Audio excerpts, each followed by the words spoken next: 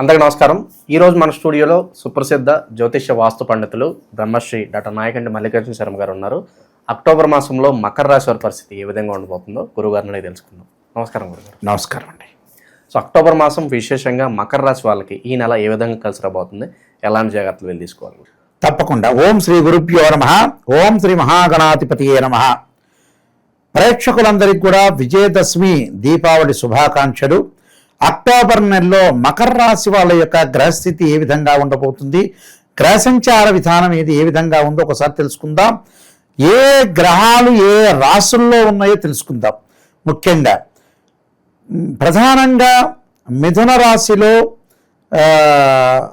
గురుగ్రహము గురువు సంచారం చేయటం, 18 తర్వాత కర్కాటక రాశిలో అతిసార సంచారం ద్వారా కర్కాటక రాశిలోకి ప్రవేశం చేయటం, శని వక్రగతిలో అక్టోబర్ 3 నుంచి మీనరాశిలోనే వక్రగతిలో ఉండటం, రాహు కుంభరాశిలోను సింహంలో కేతు సంచారం చేయటం, శుక్రుడు సింహంలో కన్యారాశిలో సంచారం చేయటం, అలానే రవి కన్యా తులారాశుల్లో సంచారం చేయటం, బుధుడు కుజుడు తులా వృశ్చిక రాశిలో సంచారం చేయటం జరుగుతుంది.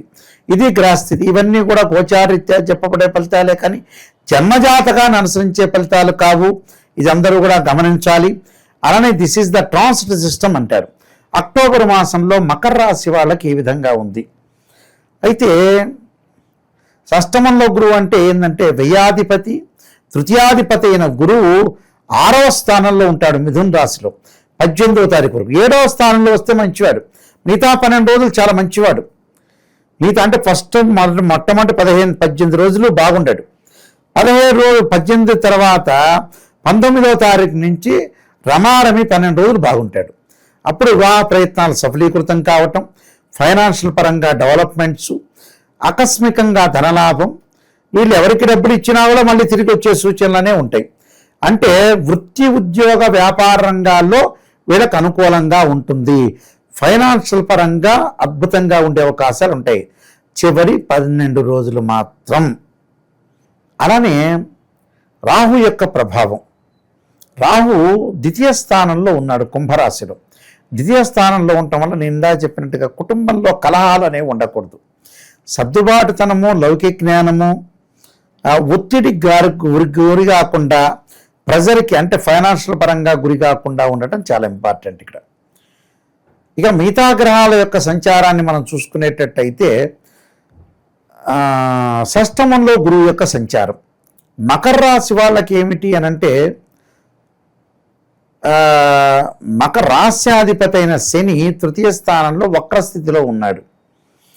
కుటుంబ పరంగా ఇబ్బందులు, అపార్థాలు, అనుమానాలు లేకుండా సజావుగా కాపురాన్ని సాగించాలి. ఫ్యామిలీ పరంగా ఎలాంటి ఇబ్బందులు లేకుండా సర్దుబాటుతనంతో అర్థం చేసుకొని ముందుకెళ్ళటం మంచిది.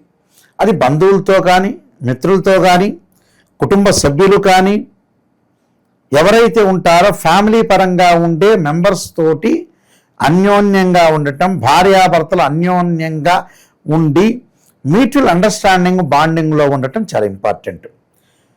ఇక మిగతావి ఎలా ఉండబోతున్నాయి అని మనం చూసుకునేటట్టయితే శుక్రగ్రహం అనేది అనుకూలంగా ఉంటుంది. ఎందుకంటే శుక్రగ్రహము పంచమాధిపతి అయిన శుక్రుడు వీళ్ళకి సింహకన్య రాశుల్లో సంచారం చేస్తాడు. చేసినప్పుడు అప్పుడు 8వ స్థానం 9వ స్థానంలో శుక్రుడి యొక్క సంచారం వల్ల వివాహ ప్రయత్నాలు అనుకూలంగా ఉంటాయి. అక్టోబర్ మాసం అంతా వివాహాలకి వెళ్ళొచ్చు, ప్రయత్నం చేస్తే సఫలీకృతం అవుతుంది. మంచి కుటుంబంలో ఉన్న అబ్బాయి కానీ అమ్మాయి కానీ వచ్చే అవకాశాలు ఉంటాయి. వాహనాలు కొనుగోలు చేయాలంటే కొనుగోలు చేయొచ్చు, బంగారు ఆభరణాలు కొనుగోలు చేయొచ్చు, బట్టలు కొనుగోలు చేయొచ్చు. ఇక మిగతా వాటికనే లగ్జరీ ఐటమ్స్ ఏవైతే కొనుగోలు చేయాలనుకున్నా అవన్నీ కొనుగోలు చేయొచ్చు. శుక్రగ్రహము ఖచ్చితంగా బాగుంది గోచారీత్యా, ఇన్ నో డౌట్ ఇట్. అలానే గురువు కూడా ఎప్పుడు బాగుంటాడు? కర్కాటక రాశిలోకి వచ్చినప్పుడు బాగుంటాడు. ఎప్పుడు వస్తారు? ఆఫ్టర్ 18th అప్పుడు బాగుంటాడు. అంటే 12 రోజుల పాటు అక్టోబర్లో చాలా అద్భుతంగా ఉంటాయి వీళ్ళకి. ఈ శుక్రుడు బాగుంటాడు, గురువు బాగుంటాడు. మిగతా గ్రహాలను మనం చూసుకునేటట్టయితే వీళ్ళకి కుజుడి యొక్క ప్రభావం కూడా చివరిలోనే బాగుంటుంది. అంటే 15వ తారీఖు తర్వాతనే ద్వితీయార్థం అంటారు దీన్ని. ప్రథమార్థం అంటే మొట్టమొదటి 15 రోజులు, ద్వితీయార్థం అంటే 15 తర్వాత. అప్పుడు కుజుడు బాగుంటాడు కాబట్టి ఇళ్ళు వాహనాలు కొనుగోలు చేయొచ్చు, అగ్రికల్చర్ ల్యాండ్, అలానే కోర్టు సమస్యలు పరిష్కారం కావటం, ప్రతి తగాదలు గొడవలు తగ్గే అవకాశాలు ఎక్కువ ఉండటం, ఒకటి బంధుమిత్రులతోటి అనుకూలంగా ఉండటం, మిత్రులతోటి కూడా స్నేహబంధం బాగా పెరగటం, శత్రువులు మిత్రులుగా అయ్యే అవకాశాలు బాగా ఎక్కువ ఉంటాయి. కాబట్టి అనుకూలంగా ఉంటుందని చెప్పుకోవచ్చు, పెద్ద విషయం ఏం కాదు. అలానే రవి యొక్క ప్రభావం, బుధుడి యొక్క ప్రభావం, రవి బుధులు కూడా ఉంటారు. రవి బుధుల యొక్క ప్రభావం కూడా అనుకూలంగా ఉండి నిరుద్యోగులకు ఉద్యోగ అవకాశాలు బాగా ఎక్కువ వస్తాయి. నిరుద్యోగ ఉద్యోగ అవకాశాలే కాకుండా వాళ్ళు ఏదైతే ఎక్స్పెక్ట్ చేస్తున్నారో దానికంటే ఎక్కువగా మంచి జాబ్ వచ్చే అవకాశాలు ఎక్కువ ఉంటాయి. కాబట్టి మంచి జాబ్ వచ్చే అవకాశం బాగా ఎక్కువ ఉంటుంది. అనుకున్న ప్రయత్నాలన్నీ కూడా సఫలీకృతం అవుతాయి. అనుకున్న ప్రయత్నాలు సఫలీకృతం కావటం ఒకటి, ప్రతిదానిలో కూడా విజయం సాధించే అవకాశాలు, అనవసరమైన విషయాలకు ముందుకు వెళ్లకుండా ప్రతి ప్లాన్లో కూడా విజయం సాధించే అవకాశాలు ఉంటాయి. కాబట్టి టోటల్గా వాళ్ళకి అనుకూలంగా ఉండే అవకాశాలు ఎక్కువ ఉంటాయి. కేతు వల్ల కూడా తీర్థయాత్రలు, పుణ్యక్షేత్రాలు, నదీ స్థానాలు, సముద్ర స్థానాలు, పుణ్యక్షేత్రాలకి దర్శనం చేసుకునే అవకాశాలు ఎక్కువ ఉంటాయి. విద్యార్థులకు కూడా అక్టోబర్ 18 నుంచి బాగుంటుంది.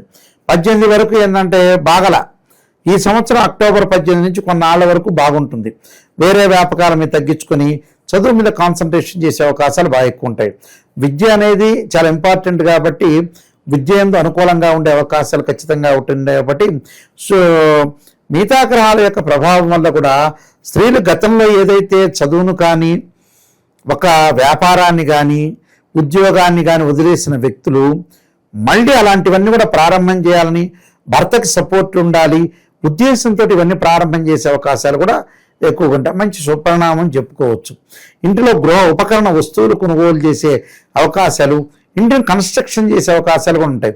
ఇల్లు మీద ఇల్లు కన్స్ట్రక్షన్ చేయటం, పొలాలు ఇల్లు కొనుగోలు చేయటం ఒకటి, అలానే కెమికల్ కంపెనీస్ పెట్టడం, స్మాల్ స్కేల్ ఇండస్ట్రీ రంగంలో దిగే అవకాశాలు కూడా బాగా ఎక్కువ ఉంటాయి.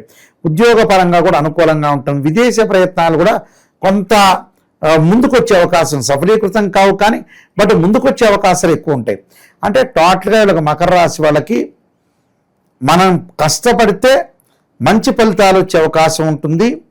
కష్టపడిన దానికి కూడా లౌకిక జ్ఞానంతో కష్టపడాలి. ఏది మంచి చేస్తున్నాం, ఏది చెడు చేస్తున్నాం అని కూడా తెలుసుకోవాలి. చాలామంది కూడా ఏం చేస్తారంటే రాశి ఫలితాలు చెప్పినప్పుడు కొన్ని మంచి సలహాలు ఇచ్చినప్పుడు ఆ సలహాల బాటలో వెళ్ళాలండి. ఈ సలహాల బాటలో వెళ్లకుండా జ్ఞానం కలగదు. ఎక్కడ జ్ఞానం కలగదు? వృద్ధాప్యం వచ్చేటప్పటికల్లా ఒక అమ్మాయి పెళ్లి చేయాలి, అబ్బాయి పెళ్లి చేయాలి, వాళ్ళ జాతకాలు ఏంటి, వాళ్ళ జీవితం ఎలా ఉండబోతుంది, భవిష్యత్తు ఎలా ఉండబోతుంది, వాళ్ళు ఎలాంటి చదువులు చదువుతారు, వాళ్ళ యొక్క ఆరోగ్య పరిస్థితులు ఏంటి, మన ఆరోగ్య పరిస్థితులు ఏంటి, మనం ఎంతవరకు జ్ఞానం కలిగి ఉన్నామని ఎవరు వాళ్ళు అంచనా వేసుకోవాలి. ఏది నమ్మాలో ఏది నమ్మకూడదో ఆలోచన సరళే ముఖ్యం. అలాంటి ఆలోచన సరళితోటి ముందుకు వెళ్ళి ఏది వెనక్కి చేయాలి, ఏది ముందు చేయాలి, ఎక్కడ వరకు మనకు మిస్టేక్ జరిగింది ఆ మిస్టేక్ను మనం సవరణ చేసుకుని ముందుకు వెళ్ళాలి.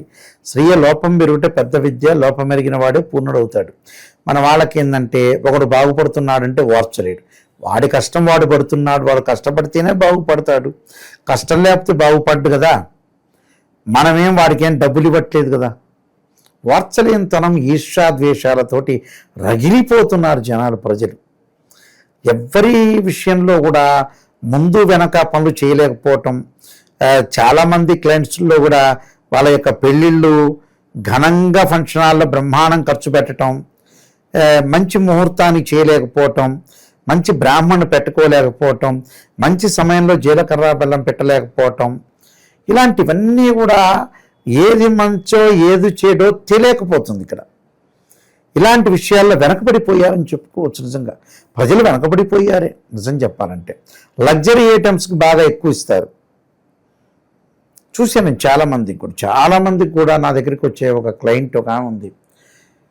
వాళ్ళ అమ్మాయికి డైవర్స్ అవుతుందని నేను చెప్పా. డైవర్స్ అవుతుందని చెప్పిన తర్వాత దీనికి చాలా జాగ్రత్త ఉండమ్మా, ఈ అబ్బాయి సంబంధం వద్దు, మీరు రెమెడీస్ చేసుకొని కొన్ని రోజులు ఆగి అమ్మాయి సంబంధం చేయందంటే ఎవరో ఏదో వాళ్ళ చుట్టాల బంధువులు చెప్పారని చేసింది అమ్మాయి. చేసిన తర్వాత అమ్మాయి డైవర్స్ జరిగిపోయింది. ఇప్పటికి కూడా ఆమెకు బుద్ధి రాలేదంటే ఏం చెప్పాలి చెప్పండి? ఇప్పటికి కూడా అనుగుణంగా లేదు వాళ్ళకి. ఇప్పటికీ ఆమె తిరుగుతుంటుంది, లగ్జరీగా తిరుగుతుంటుంది. నిజమైతే నాకు ఒక కూతురు ఉన్నది, ఆ కూతురికి కాపరాన్ని నిలబెట్టాలి, వాళ్ళని డెవలప్మెంట్ చేయాలి, నేను తిరగటం ఏంది బస్సులో, విమానాల్లో, ట్రైన్లో అనేది ఆలోచన చేయదు. అంటే ఇక్కడ జ్ఞానం కలగట్ల. ఇంకో వ్యక్తికి ఏంది, అల్లుడికి వెళ్ళిపోతుంది అన్న కూతురికి పెళ్లి చేయని వాడు ఒకడున్నాడు. ఒకడి ఆస్తి బ్రహ్మాండంగా ఉంటే కొడుక్కి 35 ఏళ్ళు వస్తున్నాయని వివాహంలో మ్యారేజ్ బ్యూరోలో 10,000 అడుగుతున్నవాడు ఆపేసుకున్నాడు ఉన్నాడు ఇక్కడ. చూడండి, పిల్లగాడికి బాబుకు పెళ్లి కాకపోతే హైదరాబాద్లో ఎన్ని బిల్డింగ్లు ఉంటే లాభం ఏంది? ఇంకో పర్సన్ ఉన్నారు, పొద్దున్నే మొగుడు పెళ్ళాం ఇద్దరు విపరీతంగా వెళ్తుంటారు ఆఫీసులకి, సంతానం ఇష్టం లేదు వాళ్ళకి. సంతానం లేకపోతే డబ్బు ఎందుకండి? తీసుకెళ్ళి ఆ మూసీ నదిలో, కృష్ణానది, గోదావరిలో పడేయక. సంతానం కోసమే వీళ్ళు డబ్బులు సంపాదించేది ఏ మనిషి అయినా కూడా. లేకపోతే ఎందుకు ఆ శ్రీశైలంలో 3 లక్షలు ఇస్తే రూమ్ ఇస్తారు, శుభ్రంగా శ్రీశైలంలో ఉండొచ్చు. కాశీలో కానీ ఏదన్నా క్షేత్రంలో చక్కగా, రాజమండ్రిలో కూడా గోదావరి నదిలో ఒక రూమ్ కట్టమంటే కడతారు, అలా కట్టించుకొని అక్కడ ఉండొచ్చు. అలా ఏదో క్షేత్రంలో ఉండొచ్చు. సంతానం గురించే మనిషి పాకులాట అయ్యేది. వాళ్ళ జీవితాలు వాళ్ళు బాగుండాలి, వాళ్ళు బాగుంటేనే మంచిది. కొంతమందికి నెగిటివ్ చెబితే ఇష్టం ఉండదు, పాజిటివ్నే చెప్పాలి. ఎలాంటి పాజిటివ్? అయ్యా మా అబ్బాయి రేవంత్ రెడ్డి గారి తర్వాత ముఖ్యమంత్రి అవుతాడని చెప్పాలి. మన రేవంత్ రెడ్డి గారు ఏమనుకోరలే ఈ మా ఆయన చెబితే. అయితే అలాంటి ఆలోచన చేస్తారు. అలాంటి ఆలోచన చేయకూడదు. నెగిటివ్ అయినా పాజిటివ్ అయినా తెలుసుకొని ముందుకెళ్తే లైఫ్ అనేది టర్నింగ్ తిరిగే అవకాశాలు ఖచ్చితంగా ఉంటాయి, గ్యారంటీగా ఉంటాయి, 100% షూర్. అది వివేకం ముఖ్యం ఇక్కడ. గ్రహబలం ముఖ్యమా, వివేకం ముఖ్యమా? అంటే వివేకం 50% వివేకం కావాలి, గ్రహబలం 50% కావాలి. ఆ రెండింటినీ కూడా జాగ్రత్త చూసుకొని ముందుకెళ్తే లైఫ్ సెటిల్మెంట్ అయినట్టు. కొన్ని పరిహారాలు చేసుకొని ముందుకెళ్తే డెవలప్మెంట్ అవుతారు. విశేషంగా ఎలాంటి పరిహారాలు బాగా కలిసి వస్తాయి అంటారు గురుగారు వీళ్ళకి? ఈ రాశి వాళ్ళు ముఖ్యంగా దేవానాంచ ఋషీనాంచ గురుకాంచన సన్నిభం బుద్ధిమతంత్ర లోకేశం తమ నమామి బృహస్పతి అనే మంత్రాన్ని గురువారం చేయటం. అలానే నువ్వులు, నల్లని వస్త్రము, నల్లని చెప్పులు, నల్లని మేకు, నల్లని గొడుగు దానం చెయ్యాలి శనివారం రోజున. దానం చేయటమే కాకుండా ద్రాక్షారసంతో శనికి అభిషేకం చేయించడం మంచిది. అలానే ఎలాంటి ఆరోగ్యపరంగా ఇబ్బందులు కలగకుండా శివుడికి నువ్వుల నూనెతో అభిషేకం చేస్తే ఆయుర్వృద్ధి కలుగుతుంది శాస్త్రం. ఇలాంటి రెమెడీస్ చేసుకుంటే తప్పకుండా మంచి జరిగే అవకాశం గ్యారెంటీగా ఉంటుంది. చాలా బాగా వివరించారు. ధన్యవాదాలు గురుగారు. నమస్కారం.